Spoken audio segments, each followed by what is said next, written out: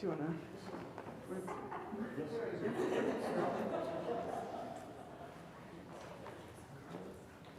Oh, y'all are so quiet already. Well, you know what? I'm going to go ahead and do this with you so you'll know next time. So when y'all are visiting and I want to quiet the room, I'm going to say, one Lord, one faith, one baptism. All right? Because you know, people like go, the Lord be with you, and you go, and also with you, and then I always expect them to pray.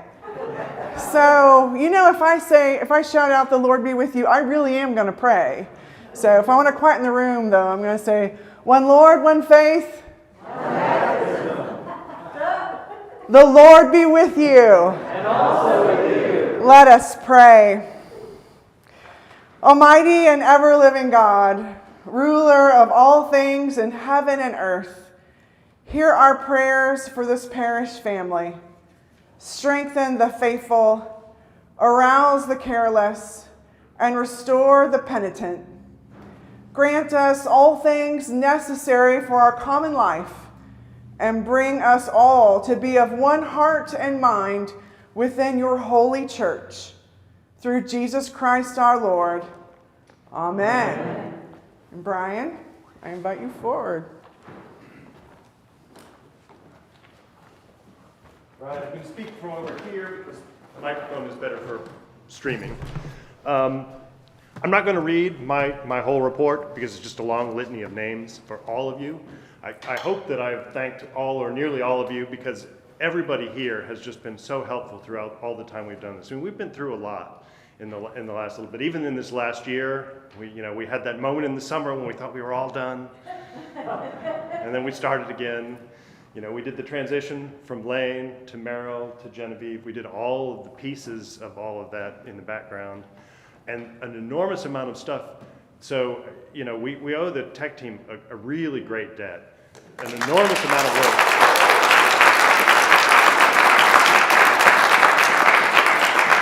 Just to get, first of all, just to get internet into this space, which, looking around, it wasn't really built for it. and then all of the pieces and bits to make the what I hope is now looking pretty seamless at home. So, thanks to that. I also want to note that in my report, I misidentified the profile committee and left off the profile committee altogether. So thanks again to the profile committee of Joe Listraco, Sarah Vela, and Barbara Hannon, who did a great job building the parish profile. And thanks to those people that I called the profile committee, who are actually the vision committee. And thanks to all of you who attended those vision sessions, who came through to do interviews and questions and meetings, and it's just been a great joy working with everybody. Thank you. PGG for the treasurer's report. Oh, yes.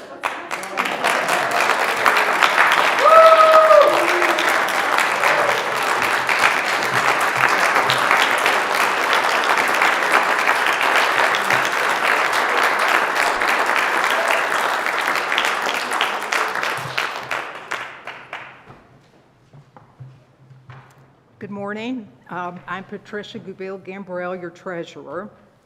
I'd like to start off by saying every number has a story, and what that means is there's a lot of context and background on any number, so we are going to be talking about a few numbers today. First, I'd like to thank all of you who have contributed financially to All Saints, particularly those of you who pledge And as I've been notified, people who turned in a pledge today, it helps us plan a good budget when we know about what our income's going to look like. I want to say a few things about the 2021 budget and a few things about the 2022 budget. In the annual report, you'll see a sheet from our bookkeeping software that shows you what the outcome of 2021 is. The narrative of it is income was over budget. We got more money than we thought we would. Expenses were under budget, and we do have a surplus. But the story behind the surplus is this. It was driven by $60K that we got from the endowment in January of 2021. So when you look at that number, it isn't all that like, wow, people gave that much money. It was significant part of that is from the endowment.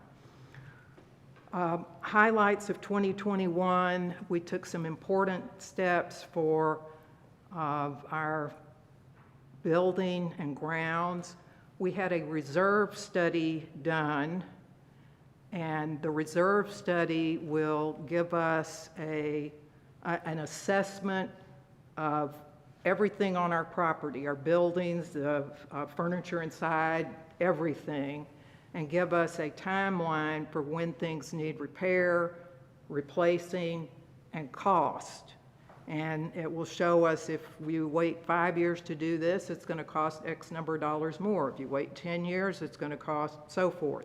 So we have a very good roadmap of what we need to do to maintain our buildings and our grounds. The other highlight that I'd like to mention from 2021 is the vestry established the Bennett Nolly Capital Reserve Investment Account. And I'll say two things about it. The name of the investment account is Bennett Nolly.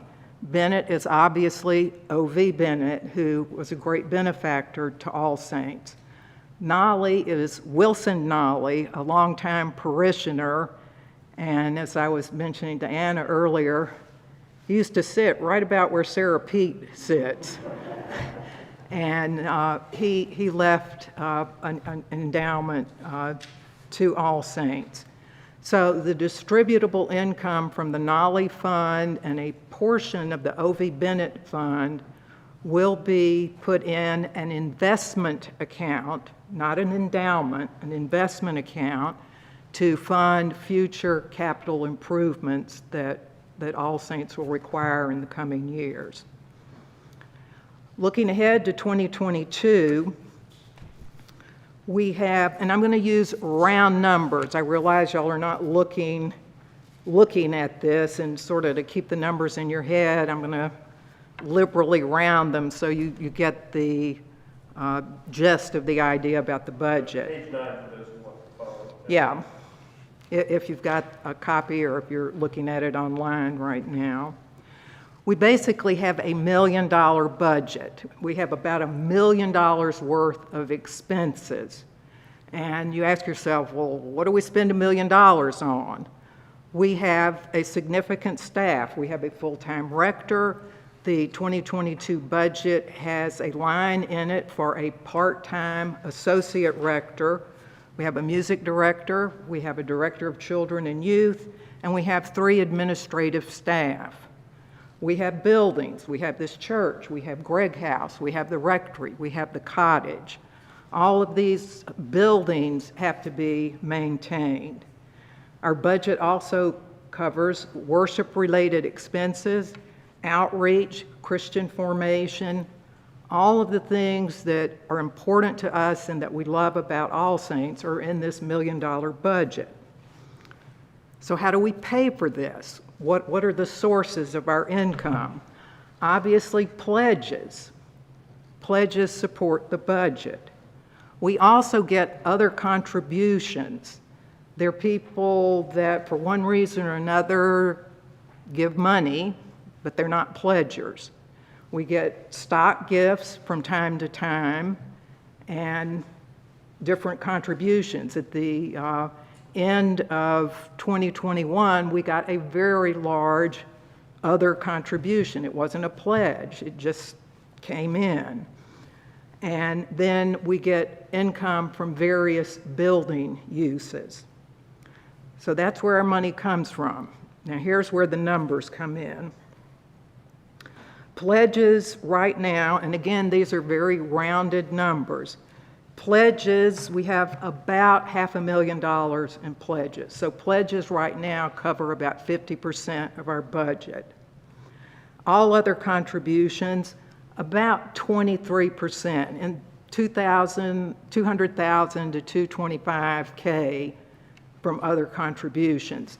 That number worries me because it's an estimate. As I mentioned, we got a really big other contribution at the end of the year. Is that going to happen in 2022? Well, we don't know. We also budget in certain items that will be reimbursed by the endowment, and they represent about 11% of the budget. When you add up all those percentages, we are in the position of having about a 14% deficit, between 13 and 14% deficit in this particular budget. Now, I know from the Stewardship Committee that people who pledged in 2021 who have not yet pledged this year, if all of those folks would pledge, we'd probably overcome the deficit. So that's what we should work towards, and look for new members that would be contributing members of All Saints. I'm glad to answer any specific questions after the meeting so that we can move this along, but I'm absolutely delighted to go into excruciating and painful detail about the various accounts. Thank you.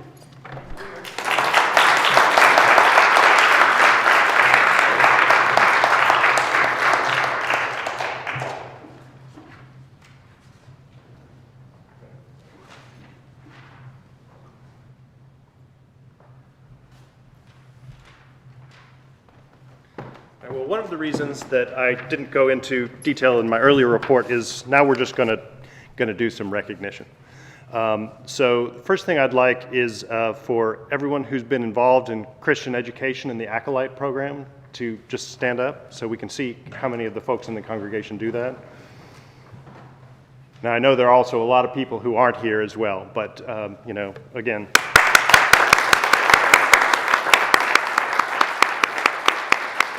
I think actually a lot of them are outside with the youth right now doing a family service item. Also the technology team, who do we have here? I know we've got a couple of them in the back as well. Eric, I see you. Jonathan Patchke, Joey Etheridge, Jay Reichenberg. Seems like I'm skipping somebody, but again. Oh, and Scott Brookhart, right. I knew I said Jonathan. All right, well, thank you all.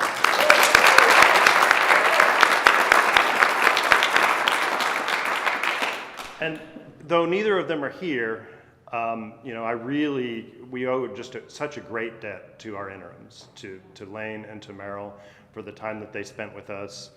And for the interims that have gone before them, you know, we all probably remember, well, many of us remember Jim Williams or Bill Hyde, and you know, and many more before. I've been sort of starting to make a list. I went back to see how many rectors we've had. I've got that list of 15 rectors.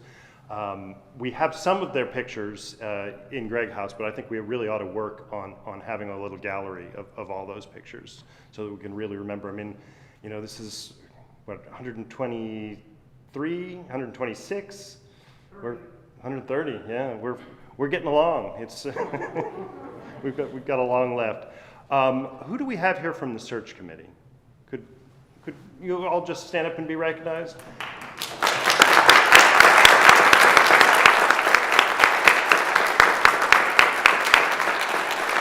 search committee for the last several months, not only did we have a regular several-hour meeting every Monday, but most weeks there were 1 or 2 interviews. There was all kinds of, if you weren't one of the interviewers, you needed to review the interviews that other people had done. The search committee was an immense obligation, and I just can't thank those who did that enough for what's been done there. The next thing is the Outgoing Vestry. Do you have? So I don't know who's here. Yep. Phil? Yeah. You want to come up and? So all the outgoing vestry members are being given the gift of a goat through Episcopal Relief and Development. So while you don't actually get the goat, it's given in your name. So thank you. I don't think Kit is here, but she has done such a tremendous job keeping the building facilities working through all the technical changes that we've had to do, and also, Mike had a lot of teenagers and a lot of years in the rectory. There were a lot of things that needed to be done to make the rectory ready for a new family to come and visit. And it's, I still remember when it was a brand new house, but it's not a brand new house anymore. Things just wear out. So thanks to Kit. I don't think, Carol is probably with us online, and of course, me. Yes, you can have your goat. Yeah. And we'll get goats to them too. So, all right. Very good. All right.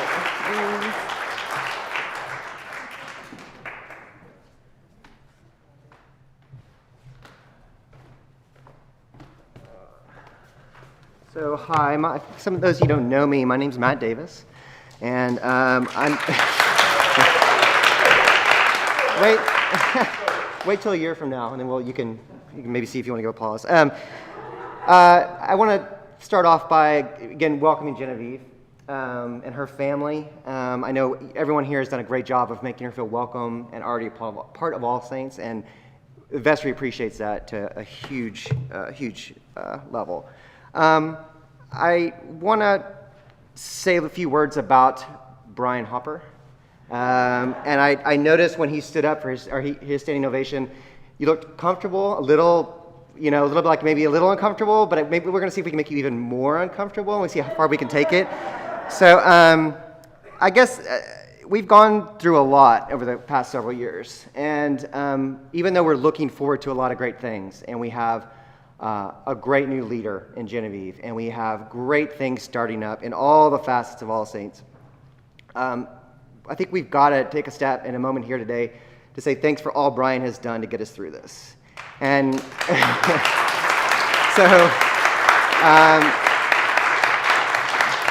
Brian, I'm actually going to make you stand up. Yep, and face. And Misty, do you want to come up and stand with him? Misty, would you like to come stand up? And I think it's because it's both of you. It's a team commitment here. So I think everyone knows Brian, but he's someone who has the rare ability to be steadfast and clear-minded and objective through almost anything.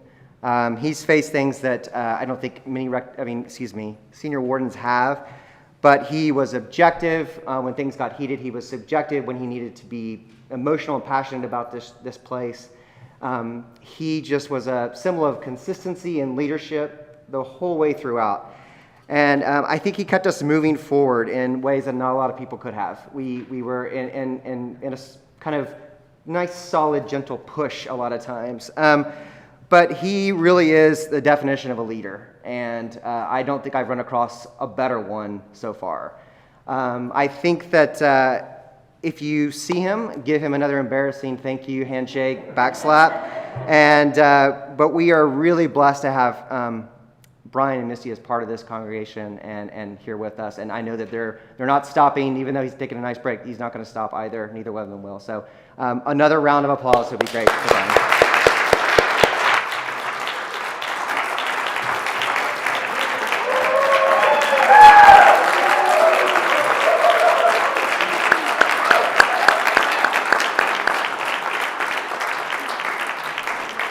And we have a gift for you.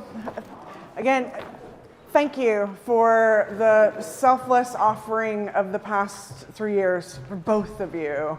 So this, on behalf of the parish, this is a gift for you.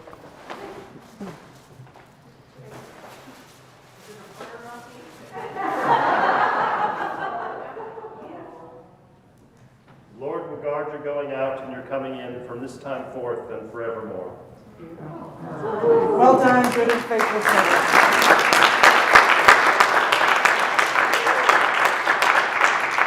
Stars in both your crowns. All right. Right. So what's next on our agenda? And we're near the end. We're going to have a little get to know you. Brian and I kind of know each other. We've had several meetings at this point. But so we're just going to, he's going to ask me a few questions, and I'm going to have an opportunity to tell him and to tell you about who I am. So I think the general idea was let's have a question and answer section with the new rector, and we've all suffered through terrible question and answer sections. So rather than seating them throughout, I've just been given a list of a few things. So why don't we start with tell us your background. How did you end up here? So I grew up in Lake Jackson, which is just south of Houston. It's Downtown. My dad was a chemical engineer. He earned his degree here at University of Texas, as did my mother. She had a degree in fine art.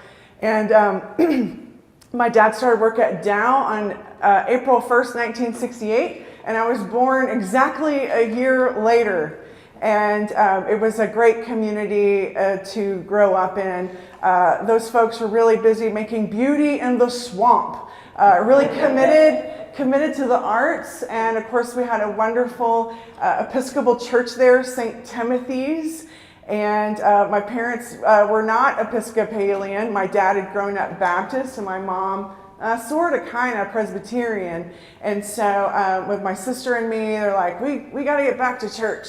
So they took turns visiting churches each Sunday. One would stay home with my sister and me, while the other one would go out and check out a church. And so my dad came back, pardon me, the cedar, y'all. My dad came back from St. Timothy's, and he said, I really like the Episcopal Church. And my mom was like, what? But she went, and the folks there were so very welcoming. And so, so here you go, life lesson.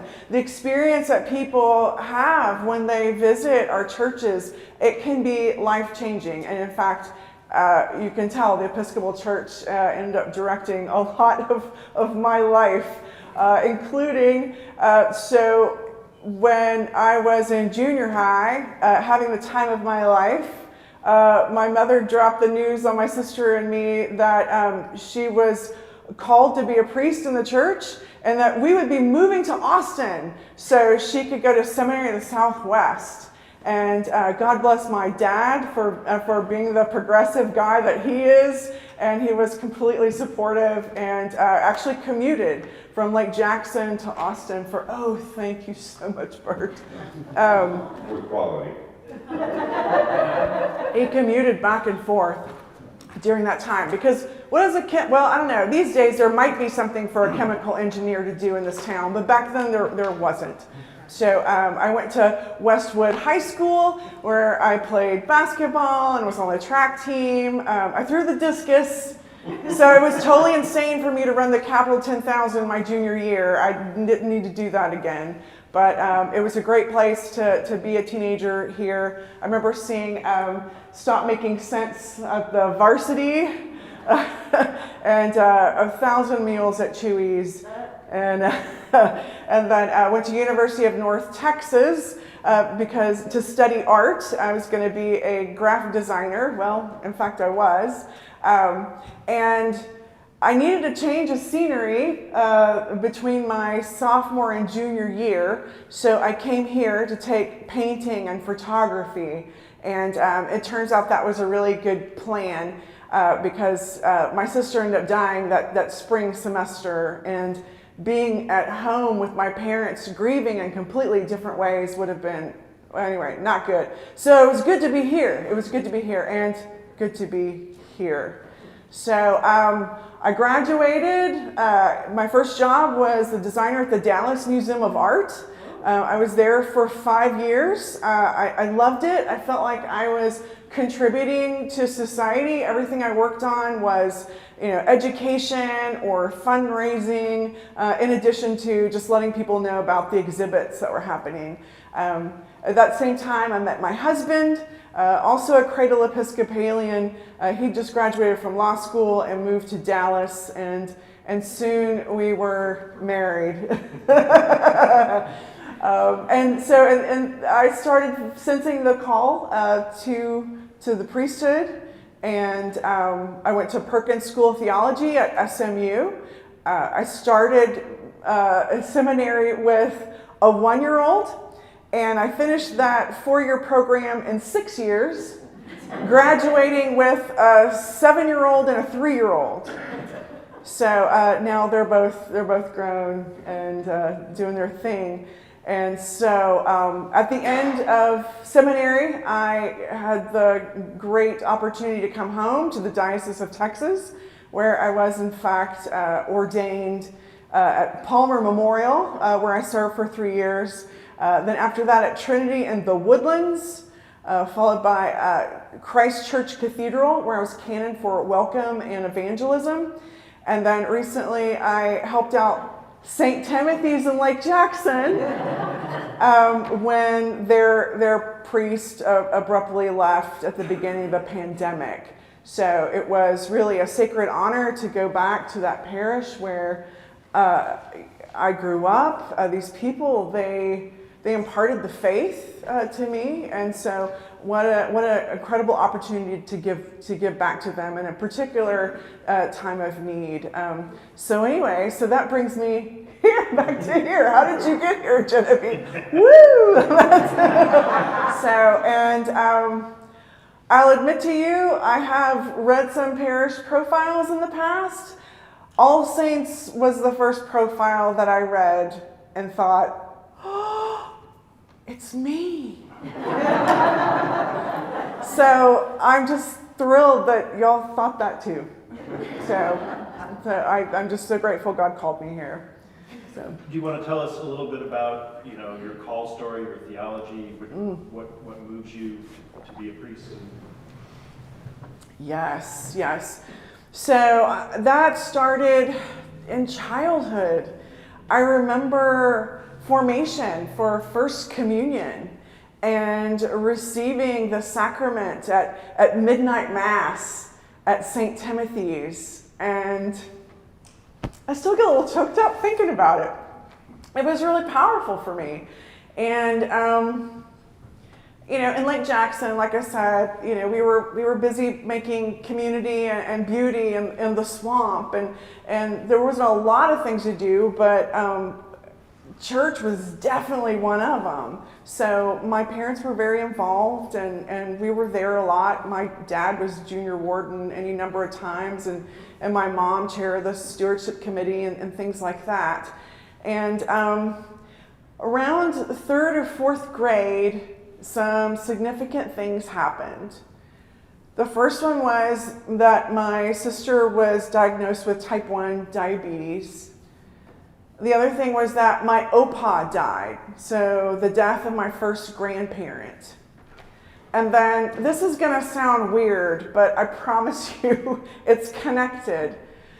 Do you remember, it's like 78, the King Tut exhibit that came to New Orleans? Yes. I know it even inspired Steve Martin to do that song. If I'd known the line to get to see him, I'd save up all money and bought me a museum. Well, anyways, so I was so struck by these amazing artworks. This culture, absolutely obsessed with the funerary arts.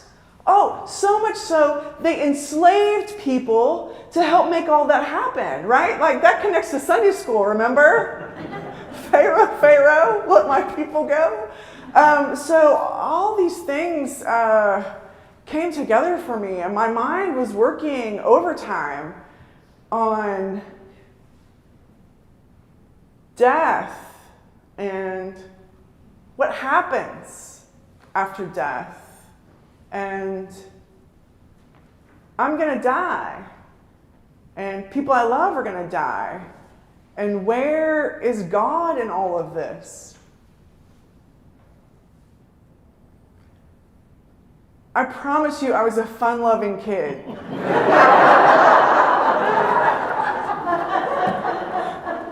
But I was already a theologian, right? So, fast forward to, I'm a college student. And, well, let me back up for a moment. One of the blessings of being in this diocese, being a youth in this diocese, there's a sacred place we call Camp Allen. And to be able to go there, especially during the teenage years, especially when my sister would be ill, and I'd be worried and scared, to be with other people my age who were living the faith, who were also seeking answers and wrestling with these big questions. I mean, I wasn't having those conversations at Westwood High School. I mean, it wasn't happening. But I found that at Agape, here at St. Matthew's on Wednesday nights, and at Camp Allen. So off I went to school north of Dallas in Denton, and my sister died.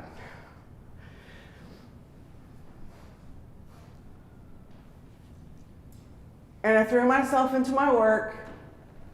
I put my head down and just worked hard. I got through it all. And then, just like all the grief resource books will tell you, at about year one, that first anniversary, I just bottomed out. Now, what that looks like for me is that I didn't turn in a paper. I loved art history. I took more than I actually needed for my degree because I thought it was interesting. And so this was an elective African art history, and there's not a lot of scholarship. It didn't start until about the 1950s.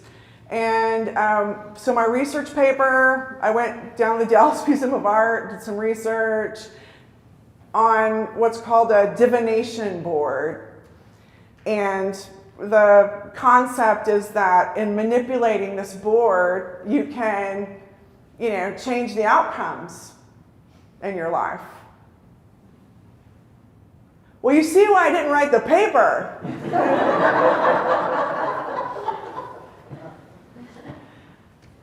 But I knew there was a counseling center at the student union, and so I reached out for help. And one night after one of the sessions, and I was questioning everything. I felt so alone. I felt like nothing mattered anymore. And I went home and I just sat on my bedroom floor and I cried. And I cried and I cried and I cried, just sitting there in the dark. And, from the depths of my Christian formation, right, comes the psalm that we say every Good Friday. My God, why have you forsaken me? And in that moment, this peace fell on me like a warm blanket.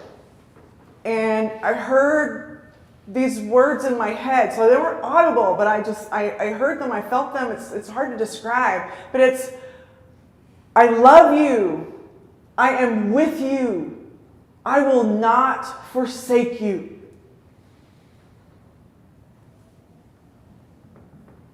And then something else happened that I also cannot explain. But somehow, the light coming through my bedroom window, there was something that cast a shadow of this cross on the side of my bedroom. And I'm like, what? Because I grew up in Lake Jackson, where even the Methodists are Baptist. And what the cross means is, Jesus died for my sins. And well, it's true, like, I wasn't sinning in that moment, right? I'm just hurting. And God just told me, I love you, I'm with you, I will not forsake you. What does this cross mean? And that launched me on a quest for understanding. So then fast forward several more years, I'm in systematic theology class, and my professor, Jörg Rieger, is lecturing, and he's talking about some work of Jürgen Moltmann, who is arguably one of the greatest theologians of the 20th century. And it clicked. What Professor Moltmann was talking about was the cross is, I am with you, I love you, I will not forsake you. And when that class was over, I didn't walk, I ran to the library. I went to that computer and I typed up the book that was on the class notes that day. And I yanked that book off the shelf and I sat down at the closest chair and I read and I read and I read. And with every page I turned, I'm like, where have you been my entire life? This all finally makes sense. And my tear stains are still in that book sitting on the shelf at Bridwell Library. So you will hear that when I preach. And you will hear that when I pray with you, or I'm by your bedside if you are sick in the hospital, or God loves us. God is with us. God will not forsake us. And we know that because of the cross.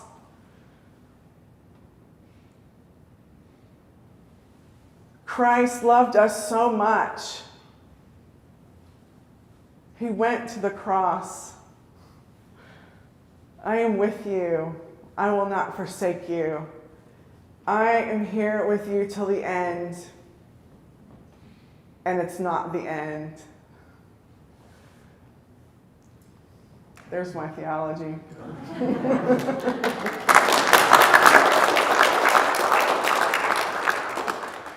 I think the next obvious question is, so where do we go from here? Now that we've met and joined up, what do you see the next little bit looking like?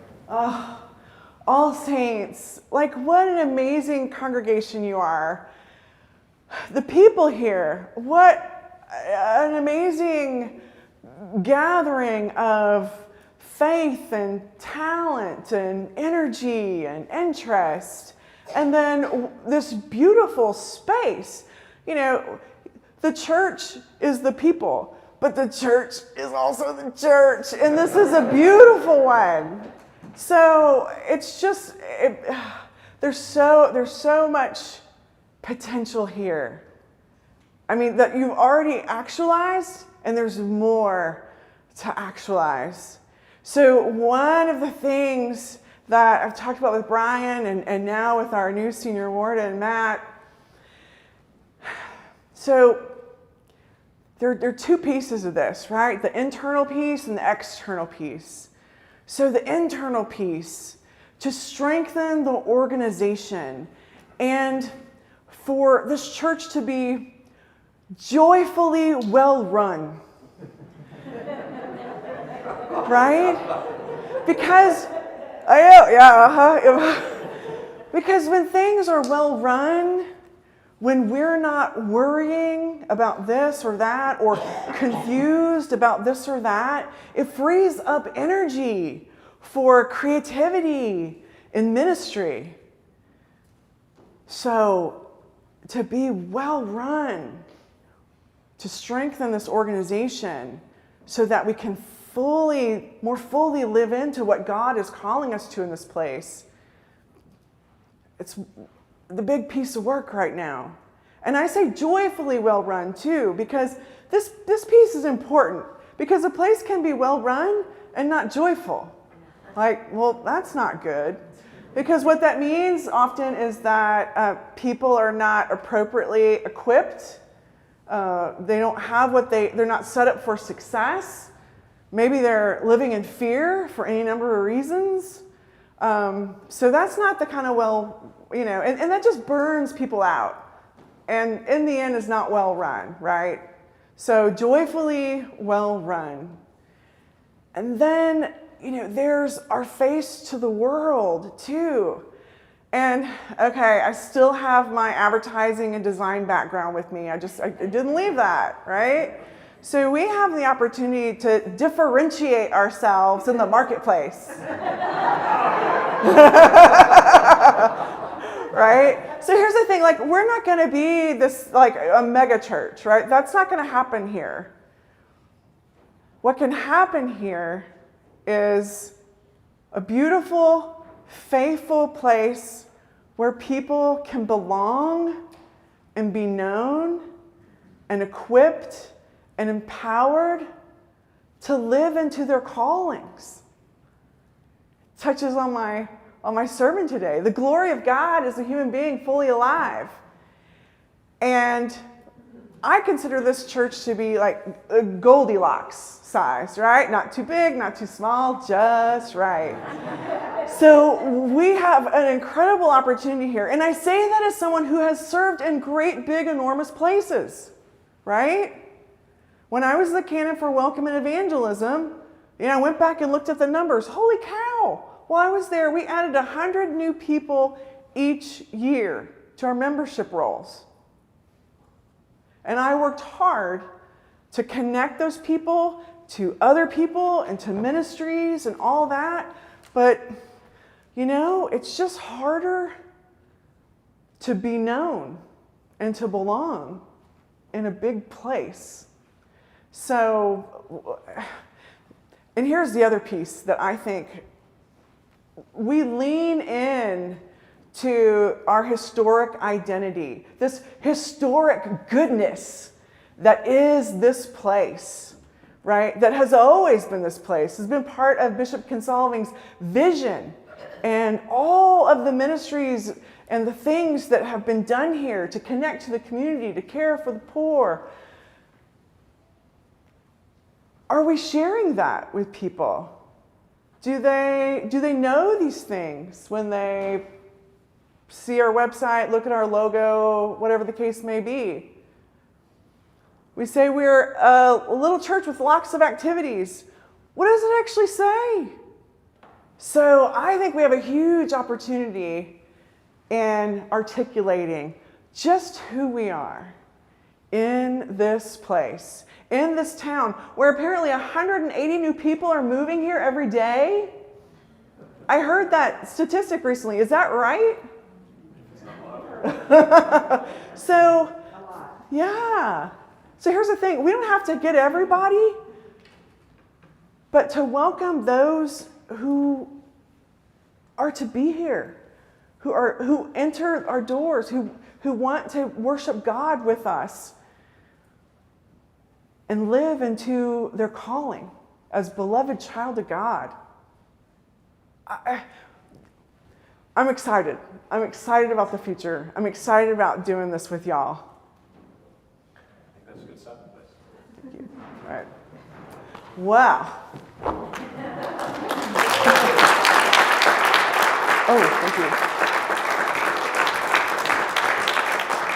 So we will end our time together by singing the Doxology.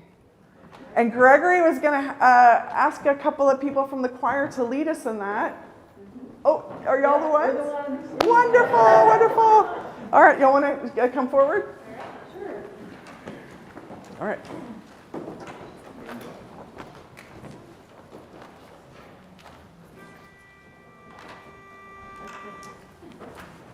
Praise God from whom all blessings flow.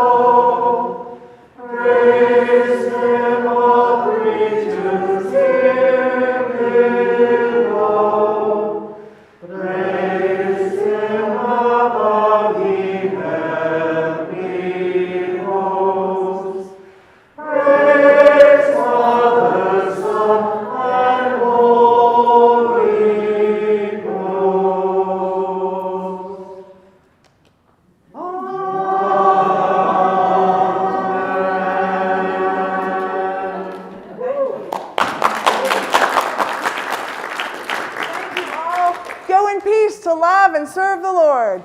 Thanks be to God.